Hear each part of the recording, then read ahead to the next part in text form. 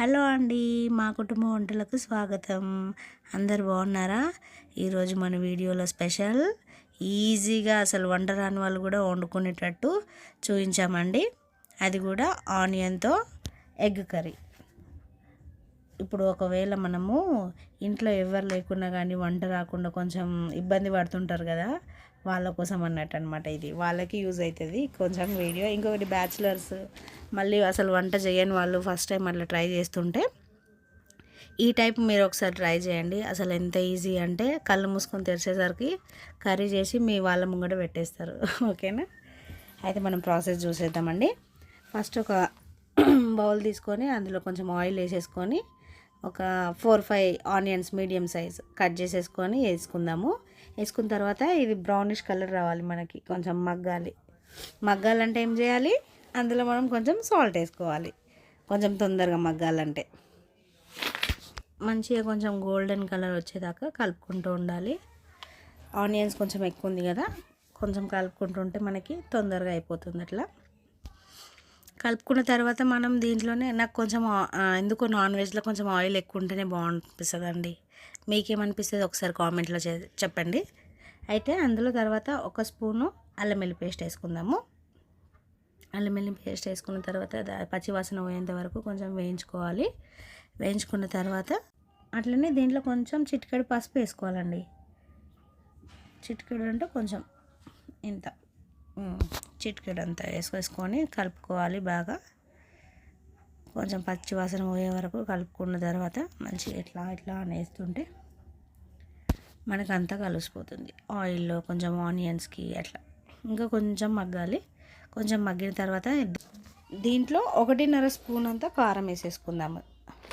చిన్న table spoon ఉంది కదా, దాన్నంతా కారం వేసేసుకుంటే సరిపోతుంది. ఎందుకంటే మనకు ఆనియన్స్ కూడా ఎక్కువ ఉన్నాయి కదా, మీకు కరెక్ట్గా సరిపోతుంది. ఇట్లా ట్రై చేయండి. అసలు ఏందంటే మీరు ఎక్స్పర్ట్ లేక అనుకుంటారు ఎవరైనా చూస్తే, కొత్తగా చేస్తారని అనుకోరు. ఓకేనా? ట్రై చేయండి. ఇది కొంచెం ధనియాల పొడి వేసేద్దాం. ఇంకా ఒక చిన్న టీ స్పూన్ అంతా. అట్లనే దీంట్లో కొంచెం కరివేపాకు, కొంచెం పుదీనా కడిగి వేసేసుకుందాము. ఫ్లేవర్ బాగుంటుంది ఇప్పుడు వేస్తే కొంచెం మీకు. దీన్ని బాగా కలుపుకోవాలి. ఇంకా కొంచెం మంచిగా మగ్గితే మనకి బాగుంటుంది. మగ్గిన తర్వాత కొంచెం ఆయిల్ పైకి వచ్చినాక దాంట్లోనే వాటర్ వేసేసి మళ్ళీ కొంచెం కలుపుకొని అప్పుడు మనం టమాటా వేసేసేయాలి. టమాటా వేస్తే కొంచెం తొందరగా మగ్గుతుంది. ఆ వాటర్ కూడా వేసినాం కదా, ఇప్పుడు వేస్తే తొందరగా మనకు మగ్గిపోతుంది టమాటా. ఒక్కసారి స్టవ్ కొంచెం పెద్దగా పెట్టేసి టమాటాని కలుపుకొని తర్వాత కొంచెం మళ్ళీ చిన్నగా చేసేసుకుందాము. ఈ స్టీల్లో వండితే ఇదే ప్రాబ్లం అండి, కొంచెం కింద అడుగంటుతుంది. కొత్తగా చేసే వాళ్ళు అయితే చూసి చేసుకోండి. అంటే కొంతమందికి తెలుసు, కానీ తెలియని వాళ్ళు కూడా ఉంటారు కదండి, అట్లా అనమాట. స్టీల్ వాటిలో వండితే కొంచెం చూసుకోండి, ఎందుకంటే తొందరగా అడుగంటుతుంది. ఓకే, ఇది కొంచెం మనం ఇట్లా కలిపేసుకుందాం. మళ్ళీ టమాటా ఉడికితే అయిపోతుంది మనకి. అందులో కొంచెం గరం మసాలా మన ఇష్టం ఎంత అంటే మనకు నచ్చే ఫ్లేవర్ని బట్టి వేసుకోవాలి. నేనైతే కొంచెం వేస్తున్నాను. గరం మసాలా వేసిన తర్వాత ఇంకొంచెం ఇట్లా కలుపుకోవాలి. టమాటాని ఇట్లా మనం కొంచెం చితగొడుతుంటే తొందరగా ఉడుకుతుంది. ఇంకొకటి మంచిగా ఉంటుంది మనకు కూడా తినేటప్పుడు, కొంచెం గుజ్జు వస్తుంది కర్రీ. టమాటా కాకుండా కొంచెం అది మిక్స్ అయిపోతుంది అలా మంచిగా స్పూన్తో ఇట్లా అంటుంటే. అట్లా అనుకున్న తర్వాత ఒకసారి మూత పెట్టి చూసుకుందాము. మళ్ళీ కొంచెం తీసేసరికి ఆయిల్ అంతా పైకి వచ్చేసింది. ఆయిల్ తేలిందంటే మనకు కర్రీ రెడీ అయిపోయినట్టే. అంతేనా? అట్లెట్లయితుంది, మనం ఎగ్ కర్రీ అన్నాం కదా. సో ఇప్పుడు దీంట్లో మనము నేనైతే ఒక 4 ఎగ్స్ తీసుకున్నాను. మీరు 2 ఎగ్స్ అయినా తీసుకోవచ్చు, 4 అయినా తీసుకోవచ్చు, 5 అయినా తీసుకోవచ్చు, 6 అయినా తీసుకోవచ్చు. మీ ఇష్టం బట్టి మీ క్వాంటిటీని చూసుకోండి.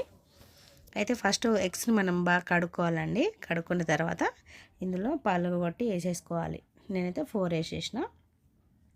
అయితే మనము ఏమంటే ఎగ్ వేయగానే మొత్తం కలిపేయొద్దు, దాన్ని కొంచెం సేపు ఆగి మూత పెట్టేసేయాలి.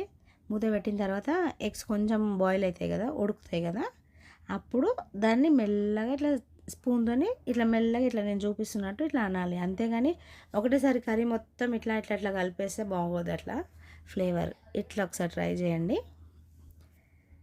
ఇట్లా చేసిన తర్వాత మనం కొంచెం సేపు ఉడకనిద్దాం మూత పెట్టేసి.